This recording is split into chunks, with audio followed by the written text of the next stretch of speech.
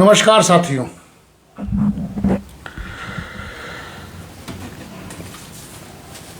अभी सहसा मन में कुछ बात उठी और मैं लाइव हो गया।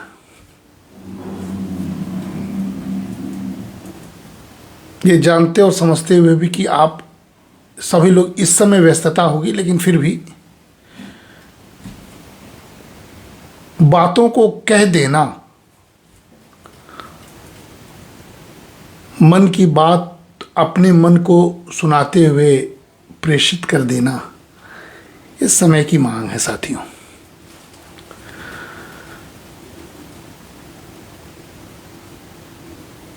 लाइव आने का मैंने कहा एक कारण होता है। रोज जब भी मैं आता हूं किसी न किसी विशेष कारण से, कभी किसी का दिवस होता है, कोई महत्वपूर्ण दिन होता है, विषय होता है, आर्थिक मुद्दे होते हैं, सामाजिक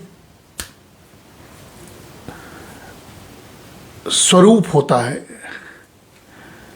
लेकिन साथियों, आज मैं लाइव क्यों आया हूं, उसके पीछे एक अति संवेदनशील बात है। साथियों, कुछ दिन पूर्व आपको याद होगा कि हमने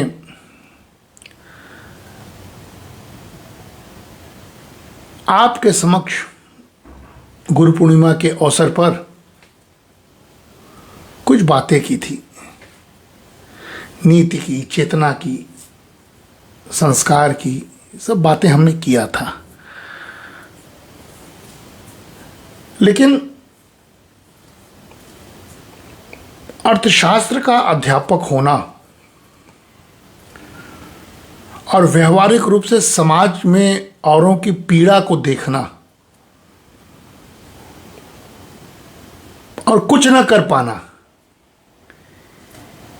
साथ ही पीड़ादायक है।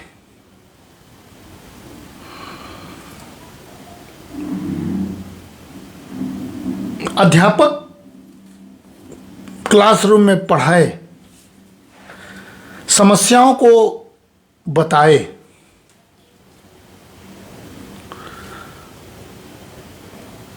परंतु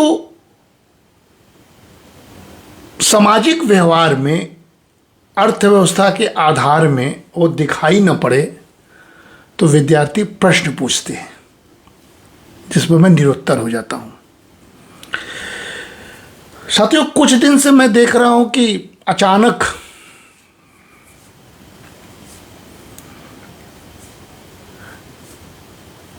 नैतिकता का अभाव एक चुनौती बन गया है भारत जैसे देश में, और बनारस और आसपास भी यह दिखाई पड़ रहा है, जिसकी कल्पना हम लोग आज से 20 साल पहले नहीं कर पाते थे। लेकिन आज थोड़ा तेजी से बढ़ा है नैतिकता का अभाव। साथियों, जब मैं ये बात करता हूं तो लोग सोचते हों कि मैं ये बात क्यों कर रहा हूं। इसलिए कर रहा हूं कि शिक्षा प्रणाली देश में बदली। राष्ट्रीय नीति शिक्षा प्रणाली की 2020 की नई शिक्षा प्रणाली के रूप में आई। उसमें दावा किया गया कि हम लोगों को व्यवहारिक बना रहे हैं, स्वतंत्र बना रहे हैं, आत्मसात ज्ञान करवा रहे हैं। यह सब दावा है, परंतु व्यवहार इससे उलट जब होता है तो मन में कष्ट होता है, पीड़ा होता है। कुछ दिन पूर्व, ये मेरा निजी अपना दुख नहीं है, मैं दुखी नहीं हूँ, मैं आनंदित हूँ। मेरे आसपास अपने परिवार में कुछ इस तरह का बात नहीं है, लेकिन मैं स्वार्थी नहीं हूँ कि अगर आसपास कोई दुखी हो तो मैं सुखी हूँ, ऐसा मेरा चरित्र नहीं है साथियों। इसलिए दुखी होकर मैं फिर आपके पास लाइव आता हूँ। इन दिनों आजकल कुछ खास, जिसके बारे में हम कल्पना नहीं कर सकते हैं, और कभी सोचा भी न था कि ऐसा कोई व्यक्ति का चरित्र ऐसा होता होगा, और वो दिखाई पड़े तो सहसा विश्वास भी नहीं होता है, निरुत्तर हो जाता हूं और क्या कहूं, ये अपने से ही घर में आकर प्रश्न पूछता हूं और अपने को जवाब देने लगता हूं। जब ऐसी प्रक्रिया होती है तो एक अध्यापक के रूप में वो मनन और चिंतन की प्रक्रिया है। मैं अध्यापक हूं, मैं सिर्फ भौतिक संपत्ति का उपभोक्ता नहीं हूं। तो मैंने देखा कि कई जगहों पर, मैं अपने क्लासरूम में आज ही जब क्लास ले रहा था तो मैंने बच्चों से कहा कि भाई अब आप इस क्लास के बाद या इस वर्ष के बाद अब आप एक जिम्मेदार हो जाएंगे और परिवार आपसे उम्मीद करेगा। अभी आप छात्र के रूप में हैं, परिवार बाद में आपसे जिम्मेदारियों का उम्मीद करेगा, तो उस जिम्मेदारियों को वहन के लिए आपको तैयार रहना पड़ेगा। थोड़ा जिम्मेदारी शब्द को समझिए और क्लास की शिक्षा से ऊपर उठकर व्यवहारिक शिक्षा पर भी मनन मंथन किए। मैं रिसर्च मेथोलॉजी और शोध विषय को समझा रहा था कि शोध है क्या। शोध का मतलब गहन अंतर मन से सोच, जो आपको चिंतित करते, जिसके समाधान के लिए आप मजबूर हो जाएं। शोध तो ये होता है खास करके समाज विज्ञान में, जिसका मैं अध्यापक हूं। इकोनॉमिक्स सामाजिक विज्ञान का एक अहम विषय है। तो मैंने कहा कि इकोनॉमिक्स केवल समस्या बताता नहीं है। समाजशास्त्री बताते हैं, राजनीति शास्त्री बताते हैं, मनोवैज्ञानिक उसमें मनोविज्ञान का भाव ढूंढते हैं, ऐतिहासिक बातों को पुनरावृत्ति करता है।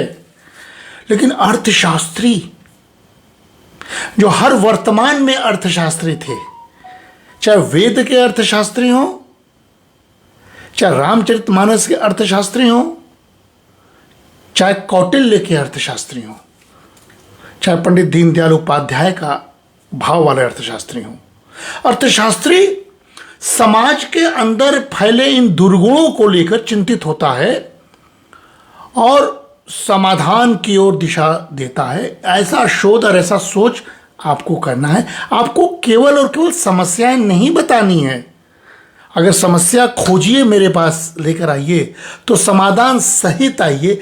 ये शोध की प्रविधि है, ये रिसर्च की मेथडोलॉजी है। आज मैंने जब बताया तो बच्चे थोड़ा इंटरेस्टिंग हुए। तो मैंने देखा कि आजकल कई जगहों पर भारत, हमने जनसंख्या भी मेरा विषय है, पॉपुलेशन स्टडीज भी पढ़ाता हूँ।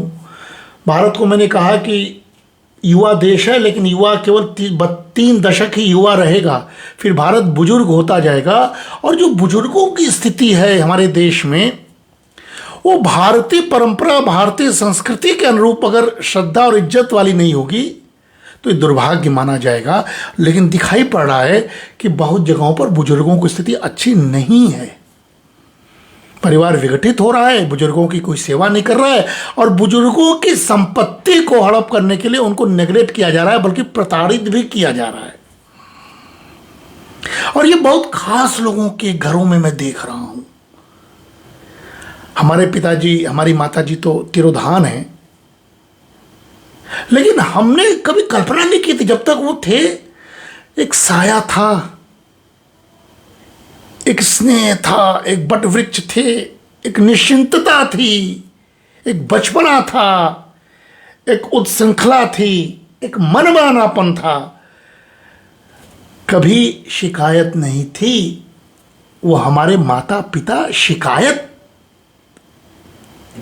जो जन्म दिया उसको लेके शिकायत, उसके चीजों को लेने का होड़, उसको हटाना, उसको भगाना, उसको निराश्रित छोड़ना, बेघर करना, ये भारत की परंपरा नहीं थी, लेकिन हो गई है। इस दुख, कुछ घटनाओं को देखकर थोड़ा मन पीड़ित हुआ। और जब मैं ऐसे घरों में जाकर कुछ अच्छी बात करने की कोशिश करता हूं तो मैं उस घर का दुश्मन भी बन जाता हूं, क्योंकि बंटवारे के बीच में मैं आ गया, उनके धन के बीच में मैं आ गया। अच्छी बात करने का, अच्छी बात परोसने का युग नहीं है। अच्छी बात करने वाला व्यक्ति आ गया तो ये पसंद नहीं हो रहा। ये समाज का एक दुर्गुण है और समाज का गिरता हुआ स्तर है। मेरा मन आता, मैं थोड़ी बात करने के लिए आपके बीच आया हूं। ओम प्रकाश भैया को प्रणाम। साथियों, हमारा जो परंपरा है ना, भैया भी बोलते थे और हम लोग बचपन से सुने हैं, उसमें पले बढ़े हैं, जो हमारी भारतीय दार्शनिक परंपरा है, पारिवारिक परंपरा है, उसमें मैं बार बार कह रहा हूं कि हम लोग मात्र भौतिक संपत्ति का उपभोक्ता नहीं है। हम केवल उपभोक्ता नहीं है, हम भौतिकता का उपभोक्ता करने वाले व्यक्ति कभी नहीं रहे हैं, बल्कि हमारे अंदर चेतना का एक संवाहक, जिसको मन कहते हैं, चेतना का संवाहक अंदर बैठा हुआ था, जिसको हम लोगों ने बचपन से सुना है। यही यूथ को बताने की चेष्टा कर रहा हूं और इसी से मन दुखी था, मैं आपके सामने आया है। दो शब्द हैं साथियों, आज थोड़ी अलग बात किया जाए। अर्थशास्त्र की बात तो सभी जानते हैं, सब अर्थशास्त्री हैं, सब अपनी जीविका अपने अनुसार जीते हैं। जितना डिमांड है, जितना पैसा उतना ही डिमांड करते हैं, जितनी चादर है उतनी पांव फैलाते हैं। हर व्यक्ति जानता है अर्थशास्त्र, गरीबो चाहे अमीर है। अमीर का अर्थशास्त्र एक्यूमुलेशन ऑफ कैपिटल है, गरीब का अर्थशास्त्र जीविका का निर्वहन है। अर्थशास्त्र सब जानते हैं। कोई बहुत बड़े अध्यापक के रूप में मुझे अर्थशास्त्र की परिभाषा नहीं बतानी है, मूर्खता है। तो मैंने अलग बात को सोची आज करूंगा कि देखिए, दो बात हैं जो भौतिक प्रतिरूप है आजकल, और जो नई शिक्षा नीति कहना चाह रहा है, जिसमें जो अभी भी अभाव है, वो है नैतिक, इथिकल। तो भौतिक बनाम नैतिक, ये बहस का मुद्दा हो रहा है। तो मैंने सोचा, अपने मन से पूछा कि तू कौन है और मैं कौन हूं। मैं हूं, मैं ही तू भी हो सकता हूं। तो मैंने सोचा आज लाइफ में मैं रहूं और तू, जो दुर्गुणों से भरा हुआ संसार है वो तू है, मैं नहीं बन सकता हूं। तो मैंने कहा कि तू, आज के समाज में जो तू है, जो बिगड़ा हुआ समाज है, तुम धन बन रहे हो, तुम धन बन रहे हो आजकल, भौतिक प्रतिरूप। और मैंने अपने मन से पूछा कि क्या वही तू है? तो मैंने नकार दिया। मैंने कहा नहीं, मैं मन बन रहा हूं।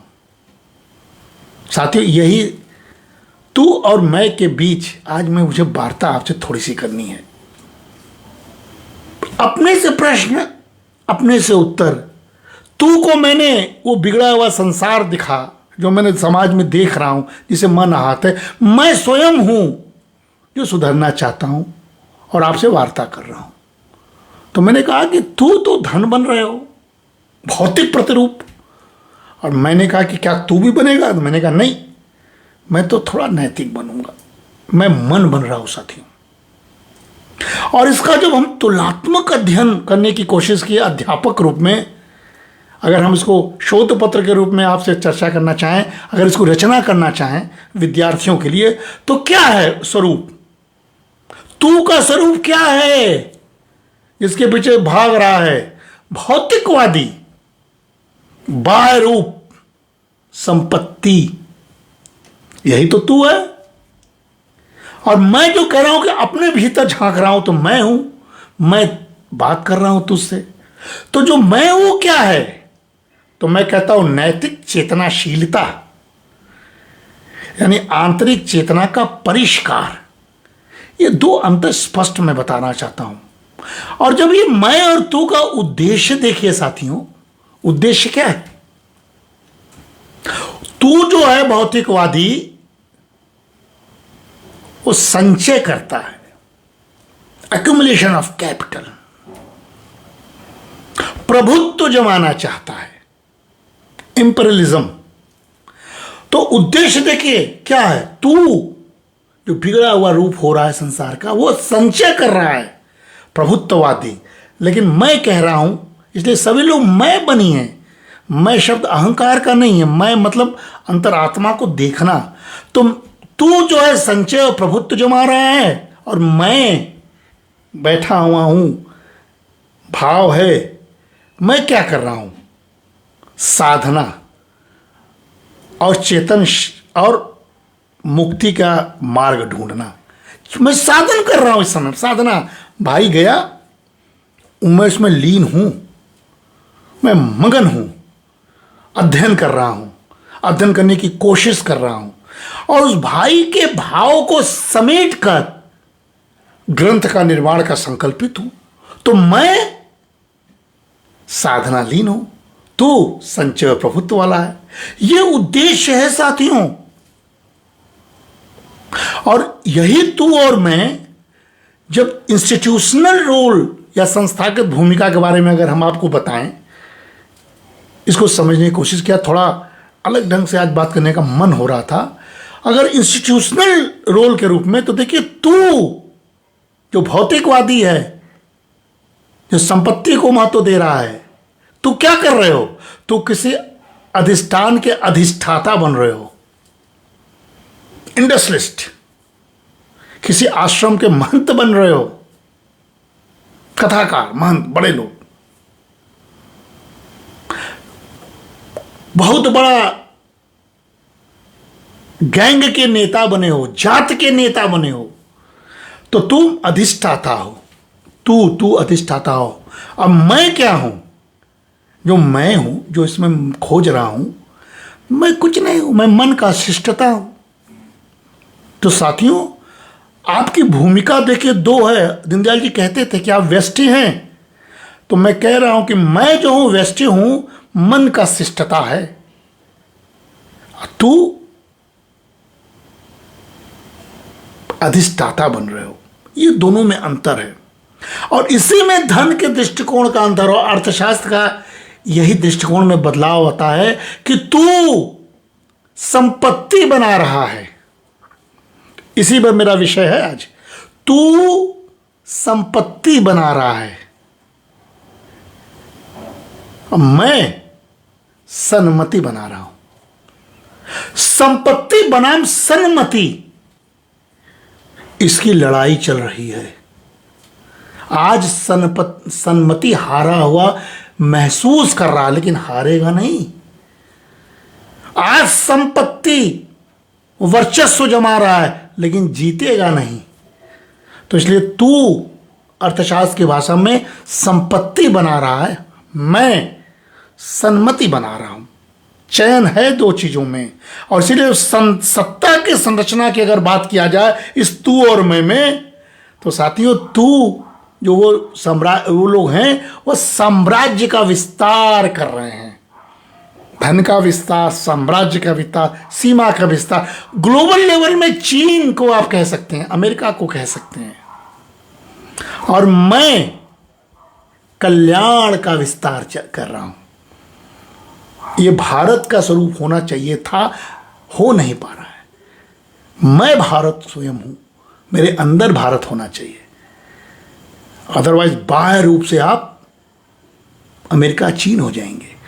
तो साम्राज्य का विस्तार और मैं कल्याण का विस्तार। अधिक से अधिक लोगों की बात सुनो, अधिक से अधिक लोगों के पास बैठो, उनके कष्ट को सुनो, उनके पीड़ा को महसूस करो। जो है बन सके वो कर दो, नहीं तो प्यार तो परोस दो, मलहम लग जाएगा। ये मैं कर रहा हूं, इन दिनों चुपके से कर रहा हूं, कल्याण हो रहा है। और मुझे अच्छी सूचना, कोई मेरा विद्यार्थी, अभी मेरे विद्यार्थी ने कहा कि मुझे सर नौकरी आपके स्नेह से, आपके मार्गदर्शन से मैं 80,000 रुपये की नौकरी मुझे मिल गई है, मैं उसको ज्वाइन करने जा रही हूँ, आपको सादर प्रणाम, मैं आपसे मिलने आऊँगी।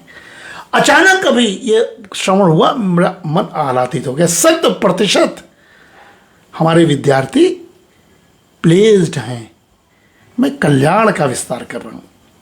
और साथियों, जब ये सारे के सारे रूप को, अगर आप सामाजिक सहभागिता में बात कर रहे हो कि सामाजिक सहभागिता क्या आपकी है, फिर आपकी उपयोगिता क्या है, तो तू, जिसको मैं बार बार तू और मैं कह रहा हूं, मैं जानबूझकर मैं हूं, क्योंकि मैं हूं, मैं जानबूझकर तू कह रहा, क्योंकि तू दुनिया है, बिगड़ा हुआ दुनिया, जो भी बिगड़े हुए लोग, उनके लिए संदेश है, छुपा हुआ संदेश। मैं नाम तो नहीं ले सकता हूं, बुरा लग जाएगा, अन्यथा हो जाएगा। इसलिए तू सामाजिक सहभागिता रूप में तू क्या कर रहे हो? तुम जुटा रहे हो, केवल और केवल तू जुटा रहे हो, और मैं केवल और केवल बांट रहा हूं। मेरे पास है क्या? क्योंकि मैंने संपत्ति की बात नहीं की, तो मेरे पास क्या है? स्नेह है, प्यार है, मलहम है, कल्याण है, समय है, भाव है। तो मैं बांट रहा हूं। तू और मैं में ये अंतर है। और इसको अगर दार्शनिक रूप से ट्रेडिशनल भाषा में साथियों में बात करूं तो मैं कह सकता हूं साथियों कि वो तू परंपरावादी हो, अपने को परंपराओं से जोड़कर तू अलग होना चाहते हो। इसी को प्रधानमंत्री परिवारवाद कह देते हैं। तू परंपरावादी हो, लेकिन मैं सततवादी, सस्टेनेबिलिटी मैं हूं, सतत चलता रहता हूं। जो विचार सत्य के कल थे वही विचार सत्य के आज हैं, वही विचार सत्य के कल भी रहेंगे। जो अच्छा कल था वही अच्छा आज है, वही अच्छा कल रहेगा। जो प्रकृति का सौंदर्य कल था वही आज है, वही कल भी रहेगा। जिस ऑक्सीजन से कल जीते थे उसी से आज जियोगे, उसी से कल जियोगे। जो जल जीवन कल था वही जल जीवन आज है, वही जल ही जीवन कल रहेगा। ये सततवादी दृष्टिकोण मैं हूं। इसलिए तू और मैं दो बटे हुए हैं, और इसकी व्याख्या हर व्यक्ति को जीवन में करते रहना चाहिए साथियों। इसी को जब हम बात करते हैं, आजकल मैं इन दिनों पर काम कुछ कर रहा हूं, इसी को बात करते हैं तो ये पूंजीवाद बनाम नैतिक अर्थशास्त्र पर बहस चल रहा है। व्यवहारवाद बनाम आदर्शवाद की बात हम लोग करते हैं, और स्वामित्व बनाम सहभागिता की बात करना चाहते हैं कि अब सब चीज का मालिक बनना चाहते हैं। स्वामी सहयोगी सहभागिता कराने की कोशिश नहीं कर रहे हैं। करके देखिए, इसी सहभागिता से परिवार बसता है, और इसी स्वामित्व की भावना से परिवार बंट रहा है। और जो आज सुबह हमारे एक बड़े भाई ने, हमारे भाई के मित्र थे, उन्होंने कहा कि भाई भाई भाई से लड़ रहा है, तो यही स्वामित्व की वजह से लड़ रहा है। हम भाई तो बांटने वाले, भाई ने सब छोड़ दिया। उसकी विरासत क्या है? उसका छोटा भाई है, व्यक्ति है, पूंजी संपत्ति कुछ नहीं है। तो स्वामित्व बनाम सहभागिता का बात समाज में करना चाहिए, और केवल हल्की बात करके बनारस की धरती से हम यूं ही निकल जाएं, वो भी अच्छी बात नहीं साथियों। इसलिए मैं बार बार सब बातों कर रहा हूं कि जो तू है ना, वो बाह्य सत्ता है, नियंत्रण करना चाहता है, संस्थागत अधिकार जमाना चाहता है, और संरचनात्मक विस्तार चाहता है जो तू है। इसलिए अपने को पहचानो कि तू रहेगा या तू मैं बन जाएगा।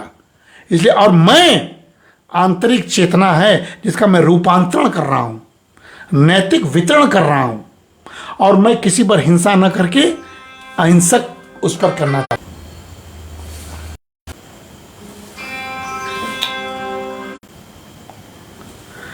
कहीं से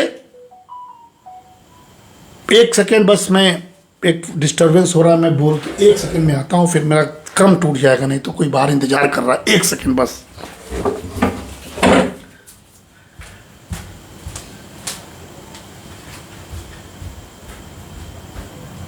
खंजाटी, खंजाटी, बैठा दो यार, कोई आया, बोल रहे थे, बोल के आए हैं, कदों भी आ रहे हैं।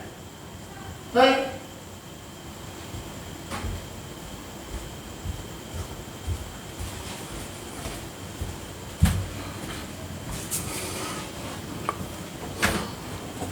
साथियों,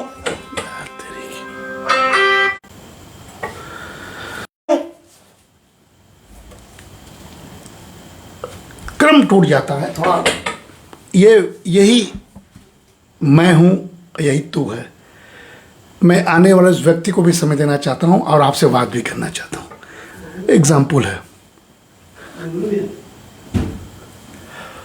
तो कहीं ना कहीं से तू बाह्य सत्ता, नियंत्रण, संस्थागत अधिकार और संरचनात्मक विस्तार चाह रहा है, लेकिन मैं मन की शांति, मन की चेतना, आंतरिक चेतना, नैतिक वितरण करना चाहता हूँ। साथियों, ये अंतर है मैं और तू में। चूज हमें करना है कि मैं बनना है या मुझे तू बन जाना है। और गीता की बात, क्योंकि बाहर कुछ इंतजार लोग कर रहे हैं, मैं समाप्त करूंगा जल्दी ही। जब न कर्मणामराम्भन्यो कश्म पुरुषोत्तर श्रुते, जब कहा जाता है कि केवल कर्म त्याग से सिद्धि नहीं मिलती है, बल्कि मैं बांट रहा हूं, ऐसी सक्रिय नैतिक भागीदारी यही होनी चाहिए। मैं आपके बीच समय बांटा, कोई आ गया, उसकी चिंता है, उसको बैठा दिया हूं, मैं बात कर लूंगा। तो कहीं ना कहीं से जो महाभारत का मूल है, जिसको वास्तव में पढ़ना चाहिए, पढ़ाना चाहिए, धर्मो विश्वस्य जगता प्रतिष्ठा, धर्म समस्त सृष्टि का आधार है। वो धर्म जो है ड्यूटी ही है। धर्म कहता है कि मैं आंतरिक चेतना वाला बनूं और मैं कल्याण का विस्तार करूं। यही लोक संग्रह को विस्तार, यही लोग चाहते हैं, लेकिन स्वयं नहीं बनना चाहते, दूसरों को देखना चाहते हैं। ये दृष्टि को बदलिए। इसलिए 3 बातों को कह के मैं खत्म करूंगा कि अभी जो बात किया था उसमें गुण खोजिए। तू जो भौतिकवादी है और मैं जो नैतिक और चेतनाशील हूं, उसमें गुण क्या है, बेसिक गुण जिससे बचना है। यही बात मैं खत्म करूंगा। कोई आया है, मुझे मिलना है। वो है, पहला गुण है ईगो, अहंकार। ईगो, अहंकार शब्द निहित हो गया मन में। तू जो भौतिकवादी, उसमें उच्च ईगो है, उच्च अहंकार है। किसी को समझता नहीं, क्योंकि अधिनायकवाद है, आबादी है।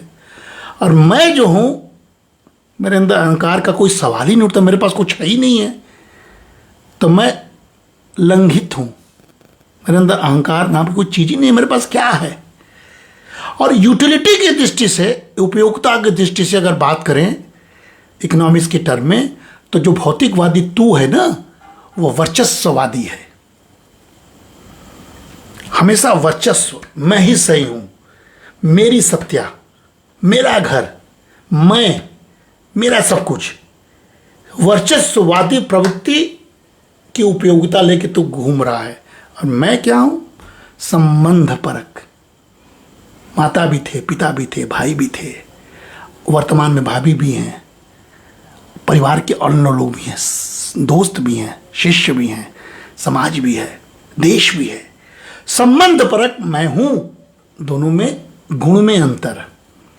और अगर साथियों पहचान करनी हो ना इन सब चीज़ों को, तो हम कहीं ना कहीं से बाह्यकृत, बाह्य रूप देखिए और आंतरिक गुण को पहचानिए। आप पद और अधिकार प्रतिष्ठा को ही सब कुछ लेके प्रभावित होके झुक जाइए, तो ये भौतिकवादी प्रवृत्ति से आगे झुक जाना है। और अगर आंतरिक किसी के गुण को और ज्ञान को देखना हो, तो महसूस कीजिए, तो नैतिकवादी प्रवृत्ति में आप बह जाएंगे। इसलिए विकास के मॉडल को बदलना है। सत्ता और साम्राज्य का मॉडल लोकतंत्र की प्रवृत्ति, लोकतंत्र की व्यवस्था में अच्छा नहीं है। कल्याण का समरसता चाहिए, जिसका अभाव हो रहा है। नीति का अभाव, नैतिकता का अभाव, आध्यात्मिकता का अभाव। मैंने कहा ना कि बुजुर्ग देश होने जा रहा है। कैसे बुजुर्ग सरवाइव करेंगे आने वाले समय में, इसका चिंता। इसीलिए हर सभ्यता के भीतर हमेशा 2 पथ और दर्पण होते हैं, तू और मैं। और जो लक्ष्य है वो 2 ही है, धन या मन। 2 में से चुनना है। तो मैं कहता हूं कि दोनों ही जरूरी है। धन भी जरूरी है, गरीबी अच्छी बात नहीं है, अब मन तो जरूरी है ही। तो मैं कहता हूं कि आइदर नहीं है, धन या मन। धन और मन के बीच में यथोचित संतुलित बनाना ही जीवन है। ध्यान से सुनिए, धन और मन में यथोचित संतुलन बनाना ही जीवन है। और यह संरचना और संवेदना, सत्ता और सेवा, भौतिक और नैतिक के समन्वय से एक पूर्ण मानव के निर्माण को प्रस्तुत करता है। इसलिए आइए मैं को पहचानिए और मैं को पहचानकर तू का तिरस्कार कीजिए और समाज को बदलिए। यही आज का संदेश है और इसी संदेश के साथ मैं विवेकानंद के उस सूत्र से समाप्त करता हूं। चिताया था उन्होंने कि एकमात्र भौतिक सभ्यता यदि आध्यात्मिक जीवन से रहित हो तो देखिए परिणाम क्या उन्होंने चिताया था, या तो हिंसा में समाप्त होती है या आत्महत्या में। ये दोनों विवेकानंद ने दुनिया को चिताया, वो फलीभूत हो रहा है। इसलिए तू और मैं के बीच जो संवाद है यह केवल मजाक नहीं है साथियों, बल्कि यह आधुनिक मानवता के लिए एक संकेत है, सार्थक संकेत, जो फिर से मैं कह रहा हूं कि समाज को पुनः एक समरस, संतुलित और मानवोन्मुख दिशा में ले जा सकता है। इसलिए धन बनाम मन, इस पर मनन कीजिए, चिंतन कीजिए और जीवन के सूत्र को खोजिए। यही संक्षिप्त बात कहने के लिए मैं आया था, क्योंकि थोड़ा डिस्टर्ब भी हो गया हूँ, बाहर कुछ लोग बैठे हुए हैं। फिर इसका अगली कड़ी मौका मिलेगा तो मैं बोलने की कोशिश करूँगा। लेकिन आज का संदेश है कि वास्तव में आपको मालूम है कि आप कौन है, वास्तव में आपको मालूम है कि आप क्या कर रहे हैं, वास्तव में आपको मालूम है कि आप अधिनायक हैं, वास्तव में आपको मालूम है कि सत्ता साम्राज्य की स्थापित करने की पड़होड़ में आप लगे हैं। और पूरे समाज में जो दुर्गति हो रही है, जो विकृति फैल रही है, अगर अध्यापक के रूप में मैं इसका चिंतन न करूं तो मेरी अध्यापकीय व्यर्थ निरर्थक है। इसलिए मैंने अपने धर्म का पालन किया और आपके साथ मैं बनाम तू पर संवाद किया। अपना ख्याल रखिए, स्वस्थ रखिए, आनंदित रहिए। नमस्कार।